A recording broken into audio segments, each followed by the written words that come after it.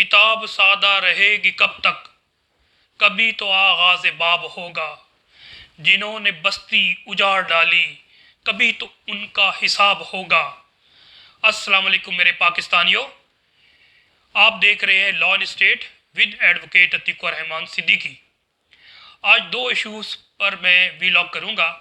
पहला इशू है chief justice काजी फाइज ईसा साहब की तरफ से supreme court practice and procedure act 2023 पर केस फिक्स करना, और फिर इस वाले से डायरेक्शन देना कि इसको डायरेक्ट टीवी पर दिखाया जाए और फुल बेंच की तश्कील दी गई। इसके अलावा तहरीक पाकिस्तान के सरगर्म रुकन मियाँ इबाद फारूक के मासूम बेटे अमार आबाद की बीमारी और फिर उनकी वफ़ात जिस तरह हुई वो मैं ज़िक्र करूँगा। चीफ जस्टिस काजी फाइज ईसा ने एक कदम उठाते हुए supreme court practice and procedure act के खिलाफ पटिशन फुल बेंच तश्कील दे दिया। इसकी कार्रवाई टीवी पर दिखाने के अहकाम भी जारी कर दिए। बराह रास्त कार्रवाई नशर करना अलबत्ता बहुत लायक तारीफ़ फैसला है।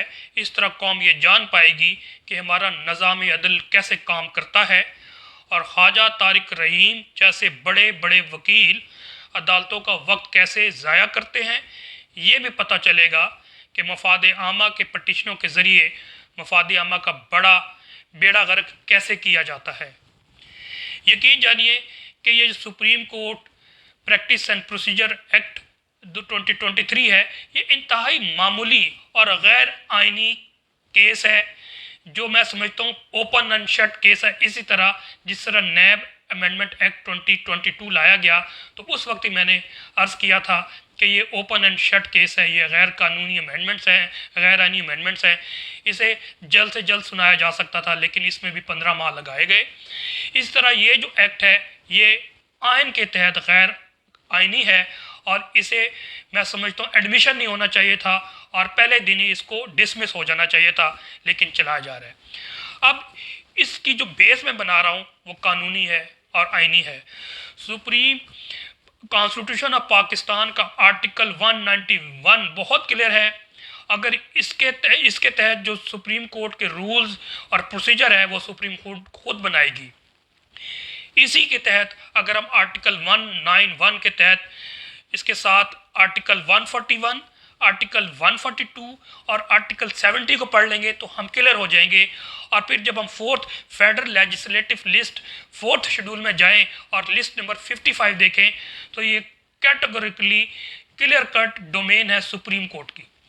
इसके पीछे क्या लॉजिक है वो मैं ज़रा बताना चाहता हूँ कि जो भी रिनेसेंस हुई यूरोपियन और मॉडर्न लेजिस्लेशन जूरिस्प्रूडेंस इवॉल्व हुई वो टोटली तीन चीज़ों पर हुई कि जो भी मॉडर्न स्टेट है उसके तीन पिलर्स हैं, मुकन्ना, इंतज़ामिया और अदलिया।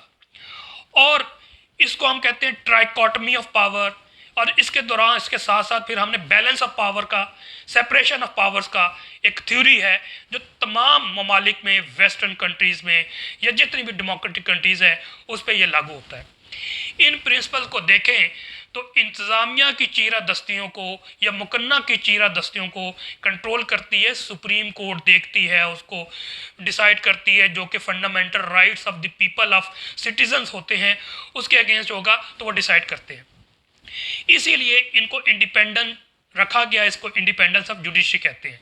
अब लॉजिक ये है कि एक्ट के ज़रिए इसे अगर आप सुप्रीम कोर्ट रूल्स 1980 को ख़त्म कर देंगे जो सुप्रीम कोर्ट का खुद बनाया हुआ है, अगर इस लॉजिक को कर दिया जाए तो एक एक्ट आ जाए और वो कहेगा जनाब जो भी सुप्रीम कोर्ट के जजेस और इंक्लूडिंग चीफ जस्टिस कोई भी फैसला करेंगे तो पहले वज़ीर आज़म साहब, वज़ीर आज़म पाकिस्तान की जनाब वो लेंगे कंसेंट या कैबिनेट में रखेंगे तो फिर चैलेंज नहीं होगा। ये चैलेंज होगा क्योंकि इंडिपेंडेंस ऑफ जुडिशरी का हवाला है और आइन बिल्कुल क्लियर है, इसलिए इसको बहस करने की ज़रूरत नहीं थी। और इसके पीछे मैं समझता हूँ बुनियादी तौर पे मालाफिडी है, अल्टीरियर मोटिव्स मौजूद हैं जो मुल्क को, मैं समझता हूँ इंतज़ामिया को भी, मुकन्ना को भी कंट्रोल कर रहे हैं। मुकन्ना को रबर स्टैम्प बना चुके हैं।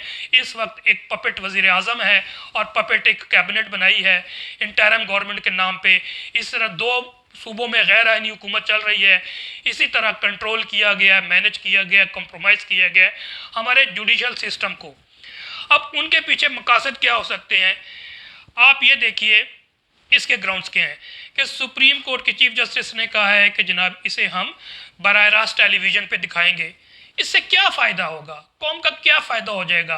क्या बेरोज़गारी ख़त्म हो जाएगी, महंगाई ख़त्म हो जाएगी, लोगों को रोज़गार मिल जाएगा, रोटी कपड़ा और मकान के मसाइल हल हो जाएंगे, उनके हेल्थ इश्यूज़ ख़त्म हो जाएंगे, एजुकेशनल इश्यूज़ ख़त्म हो जाएंगे?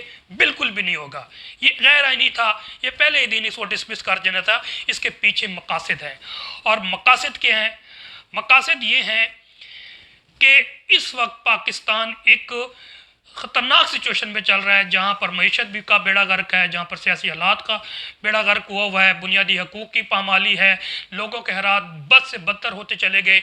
इनकी तवज्जो हटाने के लिए मैं समझता हूँ कि इसको हाईलाइट किया गया, टेलीविज़न पर दिखा के ये महीना 2 महीना इसको चलाएँगे और लोगों को उनके असल मसाइल से हटा के तो इन फजूल किस्म की लंतरानियों में डाल के अपना वक्त ज़ाया करना, और इसके अलावा कुछ नहीं है। और मैं समझता हूँ कि ये कौम के वक्त का ज़िया भी है, और 57,000 जो सुप्रीम कोर्ट में केसेस है उसे छोड़ के इस मामूली गैर आइनी एक्ट पर फजूल बहस करके वक्त कौम का ज़िया है और पैसा भी बर्बाद करना है। इससे तो बेहतर था जो मिलिट्री कोर्ट्स की पिटीशन सुप्रीम कोर्ट में पेंडिंग है उसे फिक्स किया जाता और उसे टीवी पर बराह रास्त दिखाया जाता। इसके अलावा बड़े और इम्पॉर्टेंट केसेस हैं। 6 नवंबर को सदर पाकिस्तान ने जनरल इलेक्शन की कॉल दी है, और इस वक्त तक इलेक्शन कमीशन पाकिस्तान बिल्कुल खामोश बैठी हुई है। सुप्रीम कोर्ट अंडर आर्टिकल 184(3) इसका नोटिस ले और इसको इलेक्शन को यकीनी बनाए और साफ और शफाफ इलेक्शन बनाए। ये सुप्रीम कोर्ट के काम है, ये इंसाफ के मामलात है, ये अवामी मसाइल हैं। क्योंकि जब तक एक इलेक्टेड गवर्नमेंट नहीं आएगी साफ और शफाफ इलेक्शन के ज़रिए, पाकिस्तान स्टक हो गया है, नहीं चल सकता। लोग पाकिस्तान को छोड़ रहे हैं, बददिल हो गए हैं, रियासत से यकीन उठता जा रहा है। तो अगर सुप्रीम कोर्ट ने अपनी ड्यूटी पूरी करनी है तो इन जैसे मसाइल को उठाना पड़ेगा।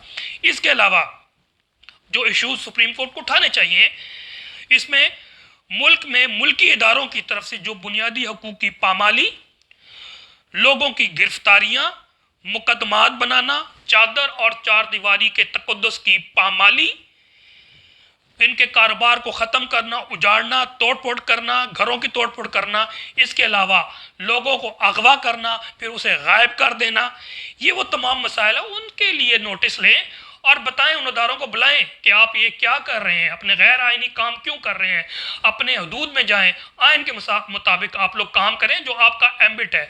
तो ऐसे मसाइल को चीफ जस्टिस साहब को उठाना चाहिए। सबसे बढ़कर मैं चीफ जस्टिस ऑफ पाकिस्तान और तमाम सुप्रीम कोर्ट के जजेस से इल्तिमास करता हूँ कि जो 9 मई 2023 को वाक़या हुआ है उसका जुडिशल नोटिस ले और जुडिशल कमीशन बना के फ्री एंड फेयर इन्वेस्टिगेशन कराएं। जो कौम समझती है कि ये टर्निंग पॉइंट था जिसके बाद पाकिस्तान को मज़ीद तबाह किया जा रहा है, मोरालिटी ख़त्म हो गई, लोगों का मोराल ख़त्म हो गया, लोग तबाह और बर्बाद हो रहे हैं, उनका रियासत पर, सियासत पर यकीन उठ गया है। तो इन चीज़ों पर नोटिस लें चीफ जस्टिस साहब, ये इम्पोर्टेंट है, ना कि अब फजूल वक्त कौम का भी ज़ाया करें और कीमती वक्त अपने जजेस का भी ज़ाया कराएं। 57,000 केसेस की तरफ अब तवज्जो दें तो वो ज़्यादा बेटर है। अब मैं नन्हे इमार आबाद की बीमारी और उनकी वफ़ात की तरफ आता हूँ। जब नन्हे इमार ने अपने घर पुलिस को छापा मारते और बाप को गिरफ्तार करके ले जाते देखा तो इतना डर गया कि 17 मई को स्कूल के पेपर देने गया तो पूरे पेपर पर पापा पापा लिखता रहा। इसको ये खौफ खा गया कि अब पता नहीं बाप कब वापस आएगा। ये इसके ताया ने वाज़े तौर पे बताया अपने इंटरव्यू में। काशिफ अब्बासी साहब लिखते हैं इस हवाले से, कल 8 साला इमार आबाद का जनाजा देखा, दिल दहल गया। छोटे बच्चों के जनाजे बहुत भारी होते हैं। रियासती बेहिसी की दास्तान रकम हुई है। वालिद इबाद फारूक का ताल्लुक तहरीक पाकिस्तान इंसाफ से था। घर में पुलिस के मुतअद्दिद छापों और तूफान बदतमीज़ी का बच्चे ने गहरा असर लिया और इसकी हालत बिगड़ गई।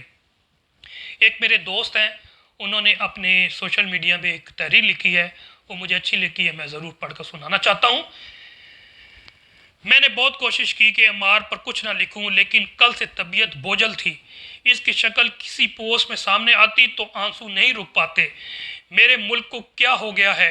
हंसता बसता मेरी माँ जैसा मुल्क, इसे किसकी नज़र लग गई? ये आनन फानन आखिर क्या हो गया है? आपका घर नहीं चल सकता जब तक आप ये बुनियादी बात नहीं समझेंगे कि फलते फूलने के लिए साजगार माहौल ज़रूरी है। एक पौधे को जब तक पानी, सिक्योरिटी, ज़रख़ेज़ ज़मीन नहीं मिलेगी, वो तनावर दरख्त नहीं बन सकता। वो मुरझाया हुआ, सूखा हुआ तना एक बाग की न सिर्फ खूबसूरती गहनाने का बल्कि बोझ भी बनेगा। बच्चे खौफ के माहौल में उड़ना नहीं सीख सकते। जिन्होंने अपने घर की भाग दौड़ संभाली है, आप उन्हें नफसियाती मरीज़ बना रहे हैं। खुदा के लिए कोई समझाओ अरबाब इख्तियार को। मैं जब भी अमार की फ़ोटो देखता हूँ, मेरा 5 साला हसान नज़रों के आगे आ जाता है और आंखें नम हो जाती हैं। ए रियासत, तू माँ है, खुदा के लिए ख़ुद को पहचान, तू माँ है। इसके अलावा सोशल मीडिया कुछ ब्यास जो दोस्तों से वो पसंद आई, मैं वो अर्ज़ कर देना चाहता हूँ। एक दोस्त ने लिखा है, बाबा अगर आप आज़ाद हो गए तो हम ये मुल्क छोड़ जाएंगे। ये अमार के बड़े भाई सालार ने कहा है। दुश्मन के बच्चों को इतना पढ़ाया कि वो चांद पर पहुंच गए और अपने बच्चों को इतना डराया कि वो कब्रिस्तान पहुंच गए। वतन की मिट्टी गवाह रहना। अब वक्त आ गया है कि कश्मीर, फ़लस्तीन, शाम, Iraq, Yemen, Burma, Afghanistan, Bosnia के मुसलमानों से दरख्वास्त है कि पाकिस्तानी अवाम के लिए आवाज़ उठाएं। एक और दोस्त ने तहरीर लिखी है, हम आवाम के खून का एक एक कतरा निचोड़ कर ज़राए आमदन बढ़ाएंगे, मगर अपनी अयाशियाँ, प्रोटोकॉल और मराद को कम या ख़त्म नहीं करने देंगे। निगरान हुकूमत। एक पोस्ट मुझे जो पसंद आई वो जिक्र करना चाहता हूँ कि जो एम्बेसडर अमेरिका के हैं, वो जनाब मुलाकातें करते करते पहले चीफ इलेक्शन कमिश्नर से मुलाकात करते हैं, फिर आईजी से करते हैं, फिर और बहुत से गवर्नमेंट के डिग्निटरीज से मुलाकातें करते हैं ताकि किस तरह से इलेक्शन करवा के अपनी मर्ज़ी के रिज़ल्ट करके, और ये एक्सटेंशन होते होते जनाब ग्वादर में पहुंच गए हैं और जिससे वाज़ेह तौर पे पैगाम पहुंचता है उस हवाले से है। इमरान खान ने अड्डे देने से मना किया था, इन्होंने चंद डॉलर्स देकर पूरा मुल्क ख़रीद लिया। इलेक्शन कमीशन सेंट्रल ऑफिस से होते हुए अमेरिकी सफ़ीर डोनाल्ड ब्लूम ग्वादर बंदरगाह पहुंच गए हैं। मुनासिब हो गया, जहां मर्जी फिरो, ये तुम्हारा अपना वतन है अमरीकियों। आखिर में एक और कार्टून जो पसंद आया है, जो कि आज के हालात के मुताबिक बिल्कुल फिट आता है, वो ये है इंडिया के अखबार में छपने वाला कार्टून, जिसमें भारत और सऊदी अरब गाना गाते हुए जा रहे हैं, ये दोस्ती हम नहीं छोड़ेंगे, और पाकिस्तान सड़क पर बैठा उम्मा को याद कर रहा है। उसने एक पंक्चर ट्यूब पकड़ा हुआ है और उसमें उम्मा लिखा हुआ है, और उस ट्यूब को ठीक करने की कोशिश कर रहा है, और भिखारी हालत में चेथड़े उसके कपड़ों के उड़े हुए हैं, और साइड पे बैठा ये गाना जो गाते हुए इंडिया और अमेरिका जा रहे हैं, वो उसे सिर्फ हसरत भरी निगाह से देख रहा है। नो डाउट गुलामों का यही हाल होता है जो चंद डॉलरों पे बिक जाएं। वस्सलाम। पाकिस्तान जिंदाबाद।